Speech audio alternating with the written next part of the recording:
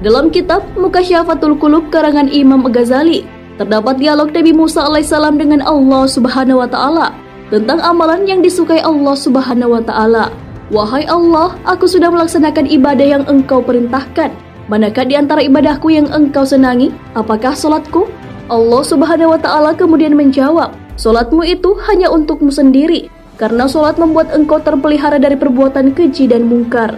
Nabi Musa alaihissalam pun bertanya lagi, apakah Allah menyukai zikir yang dilakukan Nabi Musa alaihissalam? Allah pun menjawab, zikirmu itu untuk dirimu sendiri, karena zikir membuat hatimu menjadi tenang. Nabi Musa alaihissalam pun terus menggali informasi mengenai amalan yang disenangi oleh Allah Subhanahu wa taala dan mengatakan, apakah puasaku?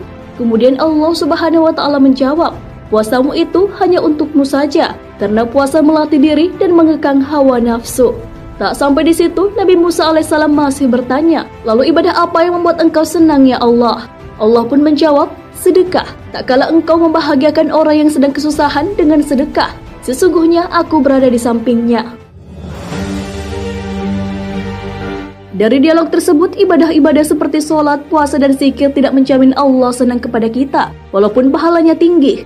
Ibadah-ibadah tersebut hanya berdampak bagi diri sendiri, tapi tidak berdampak kepada orang lain. Sedekah merupakan ibadah atau amal perbuatan yang bukan hanya berpahala tinggi bagi diri sendiri, tetapi juga dapat membuat bahagia orang lain yang sedang kesulitan dan membutuhkan uluran tangan. Hal inilah yang disenangi oleh Allah Subhanahu wa taala. Abdul Aziz bin Umair mengatakan bahwa sholat hanya mengantarkan kita setengah perjalanan menuju surga, sedangkan puasa mengantarkan kita ke depan pintu surga. Namun sedekah membuat kita masuk ke dalam surga. Para ulama besar juga senantiasa mengingatkan akan pentingnya sedekah. Apabila seseorang yang hanya fokus dengan ritual ibadah untuk diri sendiri, seperti sholat, puasa, dan zikir, hal itu belum menjadi upaya untuk mencintai Allah Subhanahu wa taala. Seseorang yang hanya fokus dengan ibadah yang bermanfaat untuk dirinya sendiri, belum memenuhi syarat untuk masuk ke surga. Adanya sedekah menjadi penyempurna amal ibadah untuk mengantarkan ke surga. Perihal sedekah, Allah Subhanahu wa taala sudah menegaskan kecintaan kepada orang yang melakukannya.